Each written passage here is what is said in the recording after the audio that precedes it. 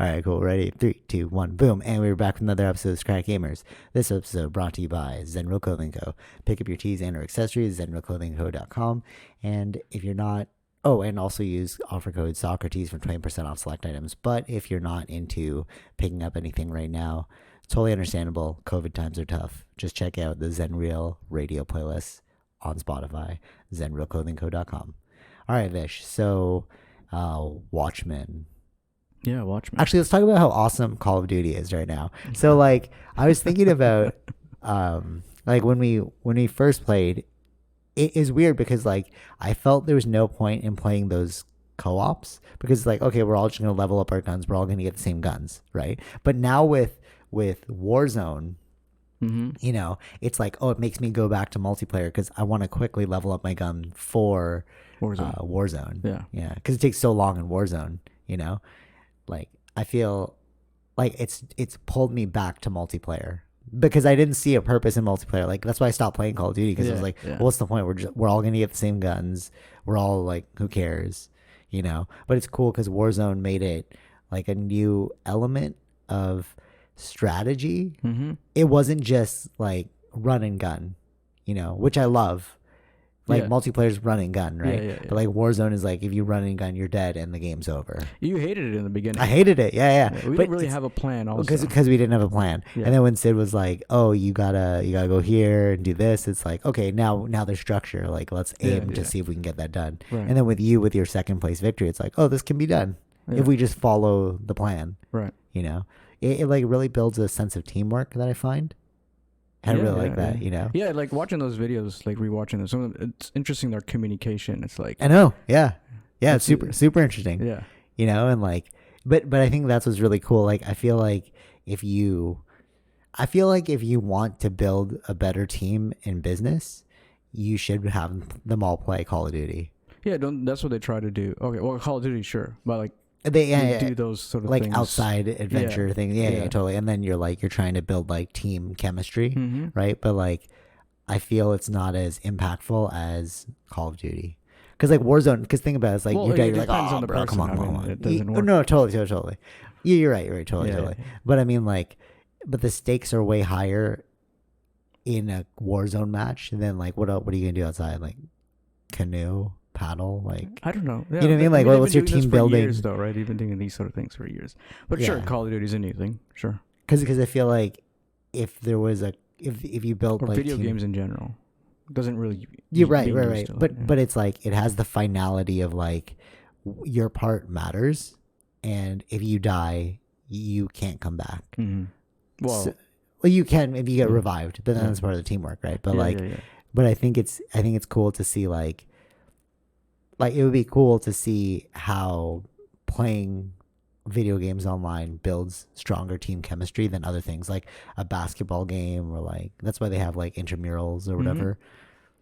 I feel like the stakes aren't as high in that one because like you don't just die, you know, like you could lose the match. Yeah. You know? No, well, this is not talking about like in that way, but it's just seeing the growth of Battle Royale from where it started. True, yeah. It's in, like started with Fortnite, right? No, I think it was like there was stuff before, but I think PUBG popularized by Fortnite or PUBG was PUBG was one of the first ones I knew. Okay. There were other ones not as popular before that. Then PUBG was quite popular. Then Fortnite came, which like just I think it is the most popular game right now. Yes, I'm saying, yeah, exactly. But it was about how do you one up each other, like each generation of these battle royale games. It's how do you and now we're at a point where like it's how you take the good things or add good, like you kind of learn from each game what works, what doesn't work. That's true, because at least like when you die, like in those other games, you're dead. Yeah. Right. But at least in this one, there's like you can be bought back, or you have a chance with the gulag. Right. You know, it's like for me, that's what makes this game more fun. I don't just have to watch you. Well, yeah, it's all. But then these games can have upgrades that happen because you do season long. They break it down to each season, right? So Fortnite did add where you can bring players back. Oh, okay. So you could do that because of they're always working on this game, right? They're always working on something. What's the next season going to be? Right. So right. Like Fortnite was good in like trying to make a story or kind of like a interesting world around it. And then like something would happen at the end of that season, and then you're waiting for the next season to start, which is like maybe a week in. So but like with that, it's like I also don't like the building. So for me, no. But I'm saying Fortnite is one game, but like that is, it was not for me either. It is a different kind of skill. I don't care to build, and I just want to like do the focusing on the shooting part. Right. And that's why I like PUBG, but no one played PUBG here. So, right. Can you get that for PlayStation or no? I think you can now. Oh. And then this Call of Duty Modern Warfare came out, which was, and I like that it's free, so anyone can play it. Yeah. So that's the thing. Most of these battle royale games are free because they rely on you buying those season passes. But it's actually pretty genius as well because like, it's free, but if you want to level up your gun faster, you gotta play multiplayer. Yeah, you can buy them. You can buy. Oh, you can buy level ups. Yeah, you can buy a fully equipped gun. Oh, why am I wasting my time then? But you gotta spend money. How much though? Like, is it $2? I don't know how much it is. You gotta look it up. It was like $50. I'm like, okay, well, that's not. Like that's if you go when you go to your weapons layout, there's like a section where it says store. Yeah. So that's where you can buy. Oh, interesting. So I didn't know about that. Some cash, yeah. But like it is you're gonna be spending more money, right? Yeah, it seems like kind of a waste. Yeah, that seems like a waste. Like we have the multiplayer. Like it works. It would be more better for people who don't have the multiplayer, like who don't have the full game. They just have the Warzone. So it kind of makes more sense to just buy a specific gun fully loaded. Right. Like for us who've already bought the game, so we can kind of level it up kind of quickly with multiplayer. True. What? Oh no, sorry. I could hear like this like sound, and I was like, is that coming from our mics? And it's like, oh no, somebody's like doing stuff outside. They're hammering outside. Oh, you're far from I'm right next to the door, so I can hear it. Oh, okay. Anyways, so but I feel like be coming from our mic. We don't have the headphones on. That's why I was like, oh, what's going on? Like, I thought like maybe my headphones, which are connected, are still playing something. It was like weird. Anyways, so I feel like the thing I would purchase is skins. Yeah. Because like the mission for skins is way too like that's crazy. Yeah, that's something like, you're more interested in. No, but I mean like to unlock the skins is like so hard. So it's like no. Again, those also come with the season passes, right? What do you mean? You get them for free? Well, no. Well, buying the season pass the way it works is very different. Like you can buy the whole thing. Okay. I think you can buy the whole thing on this. At least I know some of them you can do that. Like you can unlock everything? Yeah, you can unlock everything. Oh. Or you buy the season pass and you go through the level ups and you unlock it as you level up. That's the story you're talking about. Like the season pass is the story? No. Oh. No, I mean like the way it works, because you haven't really looked at the season pass. Yeah, and like you know how you level up. Yeah. Like each. Yeah. So like that is your season pass. There are some things that are free that you would get. Okay. And then there's some things if you bought the season pass you'll get, like throughout each upgrade. Oh, interesting. So that's how they hook you. Yeah. It's the freemium model. Yeah. So it's like starts free and then like other things are to premium. Yeah. So they can't do it for free for 100%. No, totally, yeah. Because I was wondering how they make their money too. I was like, is it ads? Like, how does this work? It's more about those things. Like people want the skins, people want some guns, because there are some new guns. Yeah. In each season that they're releasing, I guess, and then I want to get to a gun. But I have to get to level 32 or something. I'm only at level 15. So I get it. Or you can jump the line by paying. Right.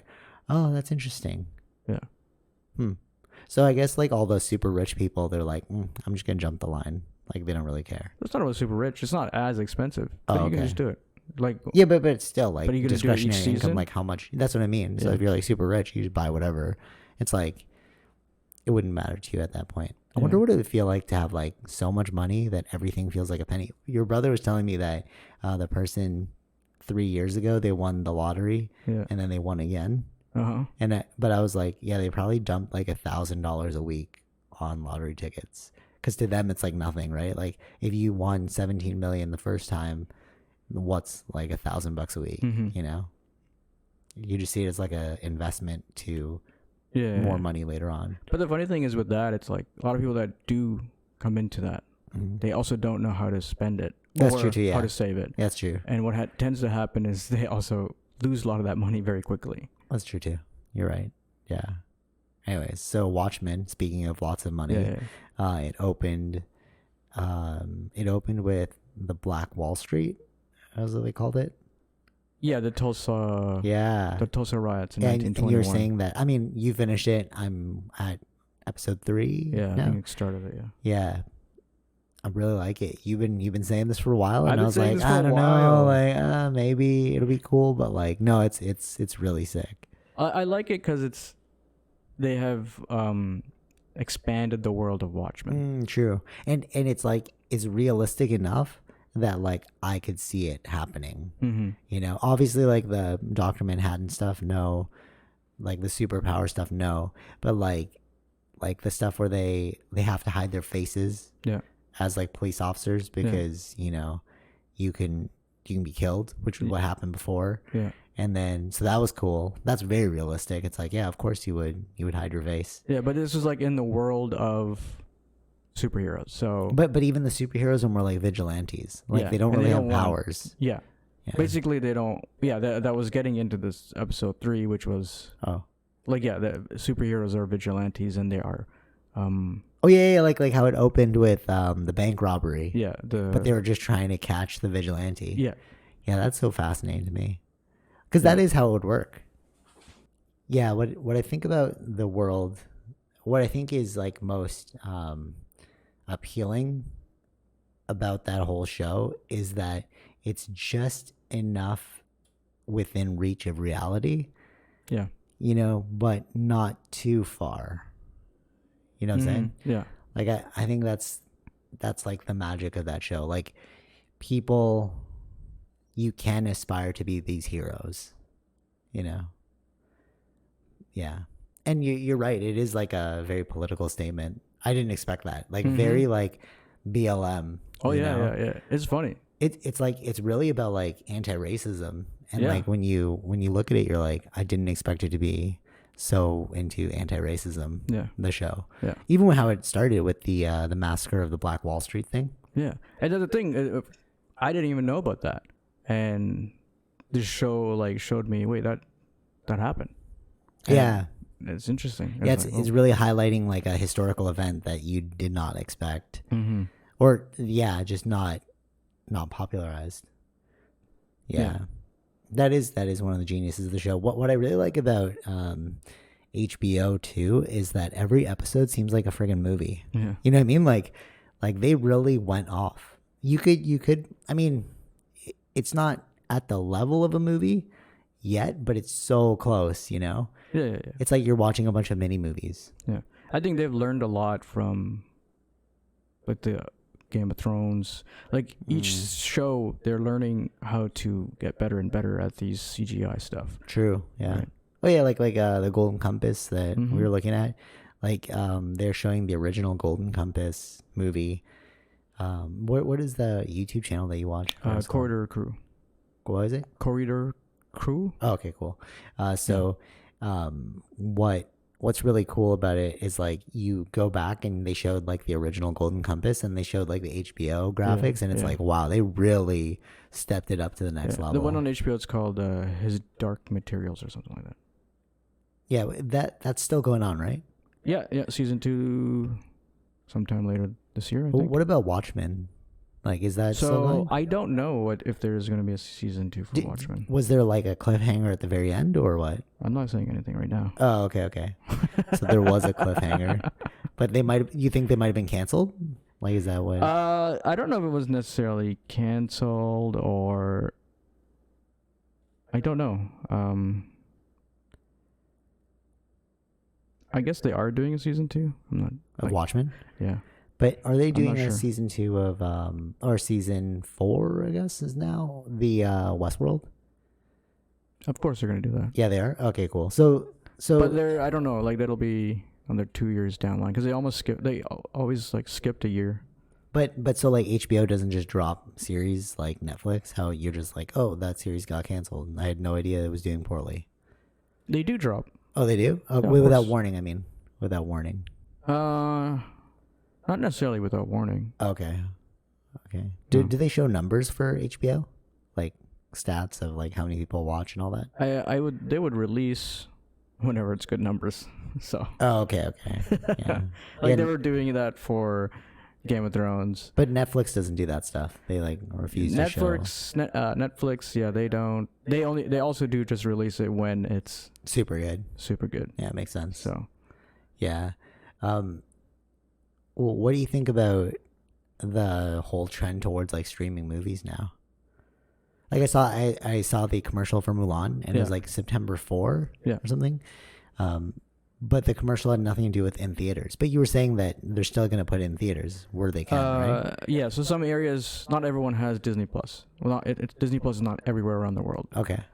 So those areas would get it in theaters. Oh, but for us, we are going to be getting it on Disney Plus. Oh, boo. Okay. I don't know if they would also do the theater. I'm not too sure. Because I saw the commercial recently. It was like Mulan September 4 streaming on Disney Plus. I was like, oh. I read into that. I was like, because they did say a month ago that it's going to be on the Disney Plus, but premium kind of thing. Yeah. You had to pay extra for it. Like $30 or something. You're saying? Yeah, I think it's for us Canadians like $35. Which isn't bad if you think about like 2 movie tickets. So like you're sharing with a friend. That's their rationale. view. Yeah, that's their rationale of it. But you will keep that movie forever as you have a Disney Plus account. Oh, that's pretty good. So it's sort of like purchasing. So you can watch it as many times as you want. So it's sort of like purchasing the iMovies. Yeah. I was wondering, is it like renting it and you watch it you have to have like a month to watch it or something? But you get it forever. That's what I read. So it's almost like straight to streaming. Yeah, basically. Yeah. I think this is a trial run. If this does well, they might do for future movies like that. Yeah, they might do like some movies like the Black Widow one. They really? do want that in theaters, but I don't know. Like I'm hearing rumors of maybe they'll put it on streaming. Wow. As well. Okay. There's in the U.S. right now, despite like all the COVID stuff, they're starting to open back production studios. Yeah. So we could be seeing like a bunch of new movies in 2021, which I'm very optimistic for. Or I guess it would be 2 years, right? Because it takes about 2 years to make a movie. So it depends on how much post-production is required. How much? So you're going to see like a lot of like gangster dramas coming out in 2021 because those are super easy to make. Like you film for a month and then you just edit it. Yeah. I don't know if they went back to filming Batman, but Batman is there. But a lot of these things, their dates that were supposed to be for the summer got probably pushed to like December or November or something like that of next year. But with the back to filming thing, they have bubbles now. So like if you sign up for the set, you can't like leave for like 2 months or whatever while you're filming that whole thing. I really wonder how this is going to affect the movie industry. They're trying to find a way to go around it, right? They have to be innovative. But do you think like series shows will just overtake movies, or no? Why? Because I guess you'd still need. What's the difference? The streaming aspect. Like I guess maybe the real question is, do you think streaming will take over theaters? Yeah. Well, it was already going in that direction, right? Like they were seeing decline in people coming to theaters, except really, for overall, yeah. But I guess we're just like movie snobs or movie buffs. Like yeah. Like overall, that was going in that direction. Interesting. Right, but the big blockbuster ones are the only ones that kind of catch you. But in the general overall sense. But like think about the production that goes into like promotion for the things, right? Like with Aladdin, they had to do a world tour. So like if those are canceled now, like I guess that's one of them. They can't really do those. Yeah, right, totally. Yeah. And I think that's one of the big benefits of that's one of the hindrances of why streaming was not taking over yet is because like there's so much of an economy surrounding movie launches, you know. That's why this thing with Mulan is really a test. I think it's a test from Disney to see how this does, if it's going to be successful or not. What were you saying about like for movies, they have to do it? The interviews have to be against like a dark screen. That was for Apple. Oh, Apple. Okay. Apple's very particular with what's the whole vision, like the whole vision of what they want to show. It's like you don't want to just film it in a random background. Right. They you want have to make it like plain background or something. We don't want like distractions or like people looking at what does he have on his bookshelf, or that's pretty interesting, right? Like you're thinking that far in advance. That's so innovative of them. I don't know, but like people hate that too. That's like that's too much, or like but Apple, I don't see that like that is they want to give a certain image. So yeah, totally. I don't see an issue with what they're trying to do. Yeah, for sure. Yeah, but Apple's going through a lot of other issues right now too. With really? Well, like we were talking about Fortnite earlier. Oh yeah, they kicked them off. Yeah, and they took them off, but there's a lawsuit going on between each other. Will it still work on an older phone? Because I saw like they're selling. It's not about working on an older phone. It's if you already have it on your phone, it would work, right? Oh, so I saw like this thing, Fortnite iPhones are selling on eBay now. Yeah. For like a ton of money. Yeah, so already they had the app on there, so they're selling that. Yeah. I don't know. So for a lot of money, just for if people really want to get it, yeah. I mean, that's what happens in this kind of world. Yeah, true. But I think I removed it earlier, so I used to have it on, but I took it off. But I don't really play anymore anyway. So, is the experience on the phone just as good as the computer? Like, why would anybody play on your phone? Well, just you because can now, like now with what? You can play with the controller, right? On your phone? Like you can connect your like PS4 controller. What? How? Yeah. Oh, because it's Bluetooth. Yeah. Oh. That all came in like the latest update from like last year. That's pretty cool. Like, wow, the tech industry is like exploding so fast, you know? It's weird. I was thinking about this because I was going through like photos that I wanted to share for like the C-Spook account. And I was like, oh, let me share a story about Singapore. And it made me think about how advanced Asia is. Like we don't hear about it in the West. You know, we all think that the West is the epicenter for innovation. But there's so much going on in Asia that we don't even like see, you know? Like what are they working on, you know? But I think in general we thought that about Japan, right? We generally think Japan is much more ahead of us in technology-wise. Yeah, but like, why do we always place it as like the West is like the spearhead of everything? It's really the East that's the spearhead. Then if it makes it through the economic, shift, and then we're like, okay, we'll take it on as like a product to sell. On some things, yes, they are very much ahead. I don't know. Maybe it's more like, they're a much more like smaller area of a country that they can do these sort of changes very quickly. Right. And where like America or Canada is way too big, and like these are much more costly to make. Yeah, that's one thing that we forget too is like you're talking about how big things are, right? So like with size, there are pockets within Canada that still live like old school, like they're you know off the grid. They're like they're like foresting. You know, in the north, and you're like, what's going on? You know, that there's like they hunt for food, and then they keep those freezed up. Like this, even in Ontario, like northern parts of Ontario, they do the same thing. It's like this is very foreign to people in the city. Totally, yeah. So and there's only like a couple cities that are super like Calgary, Toronto, Vancouver. You know.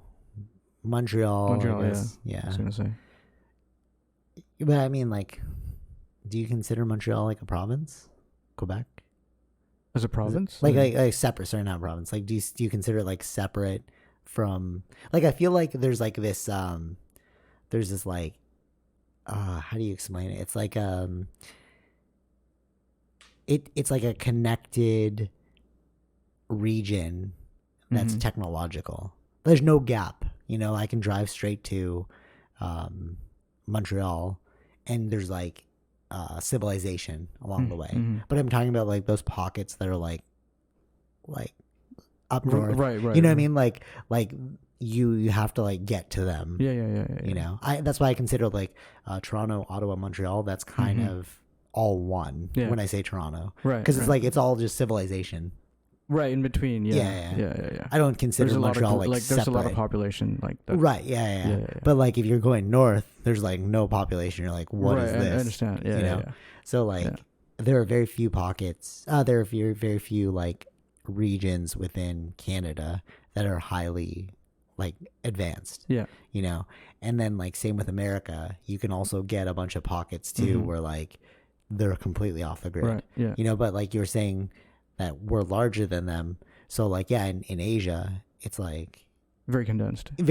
So like that one city, like Singapore, for example, it's only got one major city and then the rest is like farmland. Right. Because it's not as big, right? Yeah. So like maybe that is why they can like make these insane. I think so. I think that has to do a lot of it because your budget will be less, like a smaller, like overall kind of thing. As long as you have a lot of money coming in, though. You don't have to make the whole area look nice. Yeah. You can focus on making like one spot really nice. Yeah. Because you're like, well, we have very limited land mass. Yeah. And I know like they have very good internet there. It's like almost everywhere, right? Yeah. And and here we've got pockets of really bad internet for those rural community areas. And like this is where Elon Musk is coming with Starlink. I think we talked about this earlier. Oh, right, yeah. And that was the point of like they're doing already the testing for like beta testing that to provide signal like and everything. satellite internet. Basically, yeah, they're what the numbers show is like they're already providing better kind of results than what's locally available for those areas. So that's pretty awesome. But yeah, again, it's like, so I think the size of the geographic size really does matter. Maybe that is why like the East is more spearheaded. I think so. More like agile. Yeah. I was in this car. We were like driving to do like this filming thing at one of my last jobs, and the guy I was with was from South Korea, and he was saying like you can drive all South Korea in like 13 hours or something, but like in Canada you can drive for like 13 hours and you haven't made it out of like Ontario or something. You know, it's like it's crazy. No, it's true. Like the land mass size. Yeah. Exactly. But we forget about that, you know. Yeah, that's the thing that we do forget. And like I wonder if it was condensed, like how much we could have gotten. But what's weird too though is like how come, you know, the economy is so great. Like let's take for example America, because they are the greatest economy right now. So like how you have this giant landmass with areas of innovation, and yet you are like the epicenter for trade. You know, it's like the world stage for trade. It's very interesting to think about, you know. Yeah, they somehow did that. Yeah, like if you look at like the ratio of like city to land, you know, right, it's like America's pretty like the ratio be like pretty big. Yeah. And yet you've somehow managed to like capture the entire world. Fascinating, right? Like that's so the economy stuff. I don't know. Yeah, you'd have to probably look into like how that happened, what they were trying to do, because they were also a separate, like they separated from Britain, so right? They had Exactly. To start from scratch, kind of thing. Exactly. Yeah. Or maybe it was like this. I wonder if it was like the cell of like land of the free, home of the brave, the American dream. So maybe that's why people were like they. You know what I mean? Like the story that's behind it. Could they be that pitched too. a really good story. It's you know? Great marketing, right? Because everybody like travels to America to like. I mean, the view. Yeah, the view is still there. They want that American dream. American dream. Yeah, that's that great marketing scheme that they did. Right. So maybe that is why. Yeah, because whenever like I remember growing up, people talk about like America. Nobody talked about Canada though, because there's no like the Canadian dream. That's not a marketing thing that exists. So it's like we're like the little brother of like America. Who's Canada? Yeah, totally. Exactly. Yeah, totally. Actually, yeah, that is pretty interesting. Like before Drake popularized it, regardless of if you love or hate Drake, it's interesting that he actually put Canada on the map. Obviously, there were other people like Chaos and Cardinal Official, but like nobody. Like now, when you think Canada, there's a superstar level, right? Yeah, or a world star level, famous, whatever that right? is. Yeah, because like it's weird to think about that. when we were young, nobody really paid attention to Canada. But now, like Tara was on the phone with one of her friends, and then they're like, "Oh, where are you?" Like, because they're in Europe, like the friend's partner, and then they were like, "Oh, you're in Canada? Oh, the Six." You know, he knew from Drake. Right. It's interesting. Yeah. It was outside perspective. Yeah. But prior to that, like, nobody would have known. Yeah. At least, I mean, Toronto's a bit more famous. Maybe Vancouver too. But, like, they don't know any other place. That's true. Yeah. Exactly. Yeah. Toronto, Vancouver. Even Calgary, when I said, like, Calgary, it's only because I'd been there. So it's like, oh, okay, I know that this is a city. Like, I've seen it. Right. Yeah. But, like, in terms of popularity, like, I would not say Calgary is, like, famous, you know? Yeah. But the funny thing is, a lot of these actors that are famous in Hollywood are Canadian. Yeah, like Seth Rogen is from Vancouver. Yeah. Ryan Reynolds, Vancouver. A lot of them come because they shoot in Vancouver. Oh, really? They do a lot of filming in Vancouver. Oh, yeah, it's much more cheaper because our dollar is less. Totally. So. They shot Twilight in Vancouver. Yeah. Like the whole set of Smallville is Vancouver. Oh, really? Yeah. Oh, that's cool. Didn't know that. That's why it's like a very good place where they do a lot of filming. Thus makes these. But now that it's getting like on par, like I remember when our dollar was becoming on par with America, they started to think like, oh, maybe we shouldn't shoot here anymore because it's too expensive now.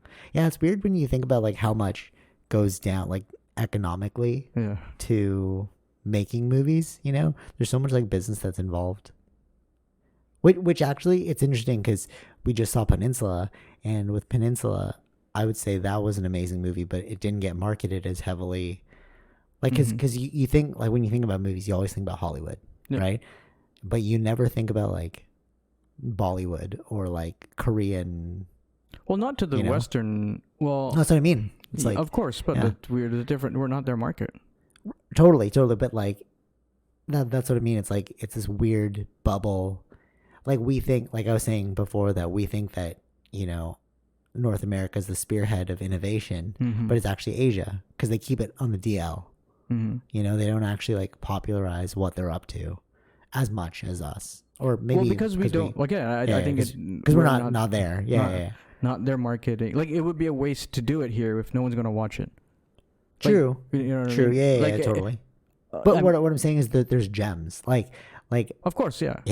Like, but that's why you want. That's why you want the Oscar thing. If you get noticed in Oscars, that's a great way to popularize. Like, that's how you watch Parasite. Yeah, totally. So it won something. So like the name got heard because of that. That helps a lot whenever they bring it in. That's why I like watching the Oscars because they go into all these foreign movies that I didn't hear about. Oh, really? Yeah. Okay, that's cool. So I was like, I want to check out this. Yeah. Example. Yeah. Yeah. Interesting to think about it from that perspective.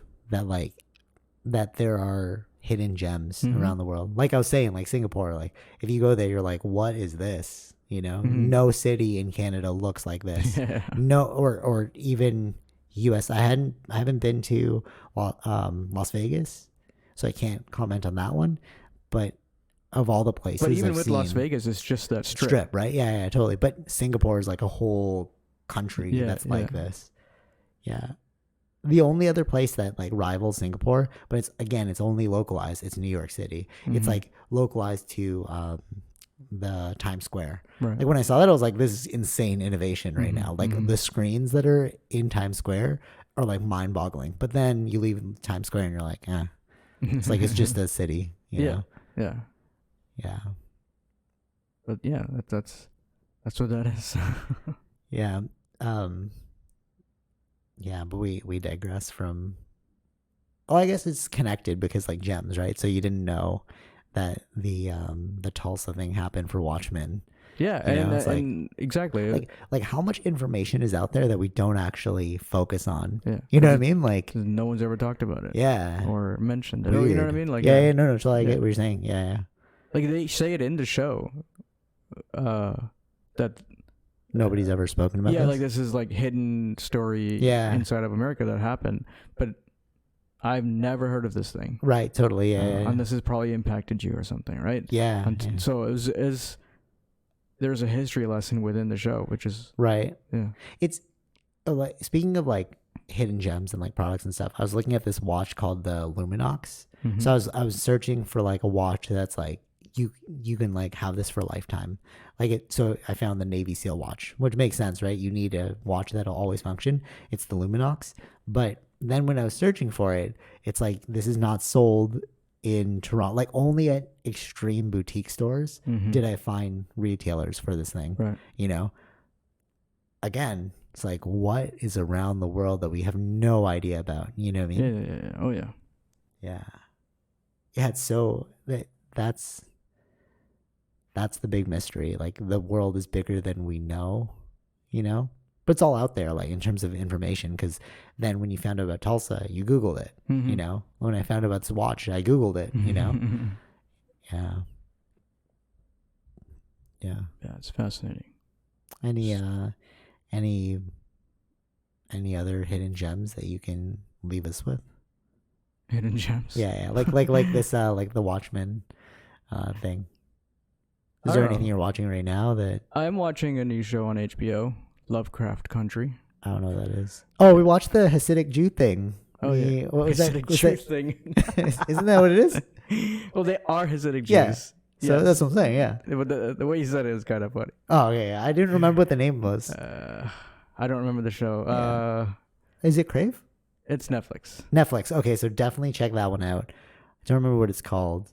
I just know that they're Hasidic Jews, but that is true. See, even like that. See, like, you watch that and you're like, wait a minute, guys. Like, there is a sect of... Oh, yeah. Like, you know what I mean? Like, the people of the world that live like that, yeah. That's what I mean. Like, gems around the world. Like, what is going on? Yeah. You'd have never expected to see people living with, like, I don't want to say archaic, but like a strict... It's called unorthodox. Oh, haha, that's funny. Orthodox. Like Orthodox Jews. Yeah. Unorthodox. Yeah. Yeah. I'm like fascinated by things you don't know about. And then you find out about later that, like, remember when she was pregnant and then they're like, we're trying in the show. Oh, in the show. Yeah. And then she was like, we're trying to rebuild the 6,000 massacred lost at the concentration camps, or 6 million. 6, yes. And you're like, what? No. Like, you believe that, bro? No. So that's the thing. They do think like, and they don't go to school. I don't want to say they do all things like that, but like, I watched another show. Okay. On Prime. I'm also forgetting the name of that one, but it was Jewish people getting or finding these hidden Nazis that came to America. Oh yeah, I heard about this. What's that one called? I forgot. But, it's a show, right? It's a show. Yeah, and it's a Navy SEAL who runs the show. I don't know. Oh, okay. Well, he was on Joe Rogan and he was talking about his show. Oh, it's Michael Baker. Maybe. All right. Whatever. I don't know. I don't remember these other names. I'll look it up. But they talk about that too. There was a scene I remember. They're like, "Are we doing enough to repopulate?" Yeah, because like, are we like? They were trying to help other Jewish people, like communities, get like together or married, like they want to build up the population again because the massacre that happened. So they feel like their duty is to, for their religion, like to repopulate it, right? See, it's interesting when you see like all of these different religious beliefs and ideologies, or like even so, like you hear about Scientology, you know, and you're like, oh, that's a crazy cult. But then you watch like Unorthodox, and you're like, no, they're believing something that we all don't see either, you know, or like growing up Catholic, it's like, oh, they're believing in something that we all don't see either, you know, and then like. Even like socioeconomically, like people at the top of business, they're seeing something that the people at the bottom of the totem pole don't see, and vice versa. You know what I mean? Yeah. Like, I think in realizing that, you can obliterate like hatred, because when you realize that, you know, there's more than what you solely believe, then you have the opportunity to allow room for those other things. Like for example, remember like when we were younger, okay, like this is just popular opinion, this is what we saw when we were younger, like homosexuality when we were kids, right? It was like so taboo, nobody was for it. You know what I mean? And then there started to be this like shift towards like inclusivity and then acceptance, right? But I remember you saw like bonobos and you're like, oh, they do the same thing. So it's in nature. So if they do that same thing, then it's like, it's normal. It's understandable. It's normal. Right. But like what you see in society now is like a war of beliefs. Yeah. Right. Like when we were kids, oh, being homosexual is bad. Now it's like, oh, it's fine. Or like when we were like just a couple years ago, wearing the niqab is bad. Remember when they let in all of the refugees, and then like there's this whole like anti-Muslim thing, and then we were like talking about like face coverings, but now in COVID everyone's wearing a face covering. Yeah. You know what I mean? So it's like it's weird to see the shaping of social perception. You know? Yeah. I found the show, the name of the show. Yeah. Hunters. Okay. Yeah. Maybe you should watch that too. It's pretty good. Hunters? Okay, I'll check that out. Yeah. But see, so like, and then you go to like the Amazon and you're like, oh, these people are living like hunter-gatherers still. So it's like, how can you hate on other people? Like going back to Watchmen, like when they slaughtered the black. Yeah, you can't. I mean, that's what they grew up knowing. It's like, how do you... It's very difficult to retrain the mind of something that you've been used to. To something else. So it has to be more like a within the cultural shift. Like as you grow, you do intend to shift. Right. Totally. And I think having a wider perspective of the world will help you shift more towards that inclusivity mindset. Right. So like for example, I read this book. I was going to do like a review for it. I forgot what it was called. The yoga book? Yeah, that yoga book is about like equality, something about equality. And like they were using mindfulness and yoga practices to build that, right? And my argument was, even if you can only go insofar as how much your mind has the capacity to remember, right? So even if you're mindful, but you're being mindful of your racist tendencies, it's like, but this is all I know. Right. It's education and having an open mind that will give you true acceptance and like obliterate racism, you know? Because like even with that book, it was like you're being racist against the racists. So that was my thing. Like in my head, it was like, this is like hypocritical, you know? You guys are being racist towards people that are racist. But then like, I guess if you hear that, you're like, how can you be racist to a racist? Yeah, there's different ways of looking at that. Like, is it affecting you, like systemically, like through but the government systems? But it is systemically, though. Yeah, no, it is. I understand that. Yeah. No, I know. So, like, can you call those people racist for calling out someone else? Oh, I see what you're saying. Right, like, they're just doing what they've been told, right? You know. Yeah. But again, if you like zoom out from like an overviewed perspective, you're just like, oh, this is just how humans are. We will choose anything to put an obstacle between you and I if we're not on the same team. Yeah. Right? It's like, because one of the things they said in the book, and I was like, this is kind of like, this makes no sense. It's paradoxical. It's like, without racism, I'm going to paraphrase it. Without racism, there would be no race. And I was like, no, without race, there would be no racism. Yeah, isn't that like that's what I said, right? When I read that, I was like, no, racism is a byproduct of the fact that we create races, right? It's true, like races aren't real, you know, because it's just a way for us to classify the world. Yeah. But we classify the world in multiple different ways. Yeah. You know, it's like the stop sign reads red. We're classifying the world. So if you're going to introduce any sort of classification, you're going to have biases. Right? So it's like, it made no sense. You'd have to obliterate the fact that we have races in order to obliterate racism.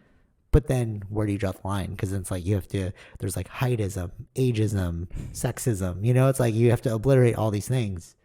But if you zoom out, it's like, oh no, that's how the brain works. So it's like, it's just racism will always be a part of us. Right. You know, if it's not racism, it's sexism. If it's not sexism, it's ageism. You know what I mean? It's just categorization. Yeah.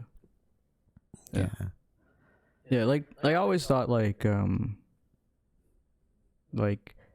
like within communities where you live or your neighbors, if they are different from you, that's the only way you kind of grow to understand each other. And that is what pulled me out of the box for when we were kids, because we were of different religions. So that when I'd go to school, like they would be like, any other religion aside from us is going to hell. And I was like, what? That makes no sense, because like you're a nice person. How are you going to go to hell?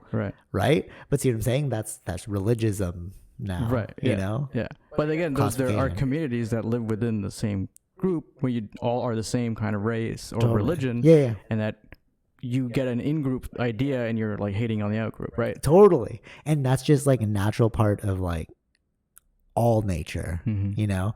It's like our biological function to be like, you are not like me, so now I need to conserve resources for myself and my group, you know?